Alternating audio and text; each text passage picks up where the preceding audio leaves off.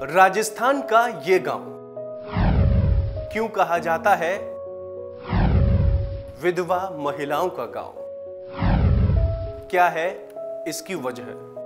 भारत की खूबसूरती यह है कि यहाँ की अपनी संस्कृति, त्योहार, पहनावों के साथ साथ लोकगीत भी हैं।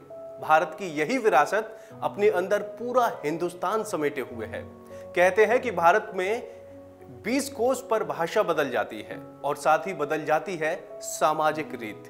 वैसे तो भारत में विभिन्न रीति हैं, लेकिन इनमें एक रीत जो कि सदियों से चली आ रही है वो है विधवा प्रथा। यानी वो प्रथा जिसमें महिला का पुरुष साथी किसी कारणवश काल के गाल में समा जाता है तो उस महिला को अपनी पूरी जिंदगी अकेले विधवा बनकर जीनी पड़ती है। हालांकि भारत में विधवा महिलाएं हर गांव में या शहर में मिल जाती हैं, लेकिन राजस्थान के बूंदी जिले के बुधपुरा गांव इसके लिए अलग पहचान रखता है और इसीलिए इस गांव को विधवाओं का गांव कहा जाता है।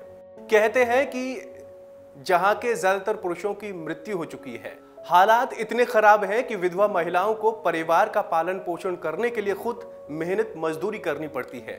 खास बात यह है कि इस गांव की ज्यादातर महिलाएं जीवन यापन के लिए दिन में 10-10 घंटे बलुआ पत्थर को तोड़ने और तराशने का काम करती हैं। हालांकि यहाँ के पुरुषों की मौत इतनी जल्दी क्यों हुई, इसको लेकर कोई ठोस कारण निकलकर नहीं आया है, लेकिन कई रिपोर्ट्स में बताया जा चुका है कि यहाँ के पुरुषों की मौत का सबसे बड़ा कारण बुधपुरा की खदानें हैं। दरअसल इन खदानों में काम करने के कारण इन पुरुषों को सिलिकोसिस नाम की घातक बीमारी हो गई। समय पर सही इलाज नहीं मिलने के कारण ज्यादातर पुरुषों की मौत हो गई। लेकिन हैरानी की बात यह है कि इन महिलाओं को पता है कि इनके पतियों की मौत इन्हीं खदानों की वजह से हुई है, लेकिन फिर भी परिवार के लालन पालन की खातिर ये महिलाएं इन्हीं खदानों में काम करने के लिए विवश हैं। दरअसल राजस्थान के बुधपुरा में बलुआ पत्थरों को तराशने का काम काफी बड़े पैमाने पर किया जाता है। इन पत्थरों को तराशने के दौरान निकलने वाली सिलिका डस्ट कामगारों के फेफड़ों में चली जाती है। इससे फेफड़ों में संक्रमण हो जाता है।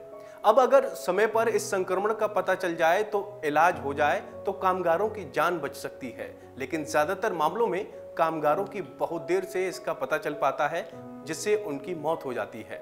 यही नहीं, यहाँ के बच्चे भी परिवार का हाथ बटाने के लिए इस काम में लग जाते हैं। डॉक्टरों के पास पहुंचने वाले अधिकांश मरीजों को सांस लेने में दिक्कत या श्वसन तंत्र से जुड़ी बीमारियां ही होती हैं।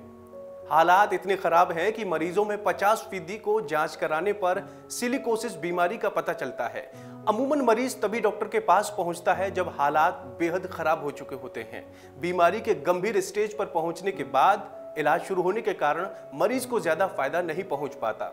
DW की रिपोर्ट के मुताबिक एक महिला ने बताया कि उसके पति बलुआ पत्थर की खदानों में काम करते थे। वो धीरे धीरे बीमार होते गए।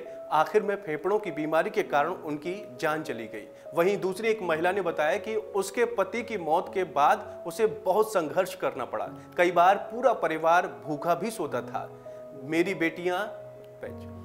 बेटियों ने बड़ी होने पर पढ़ाई के बजाय मेरे साथ काम करने का फैसला किया।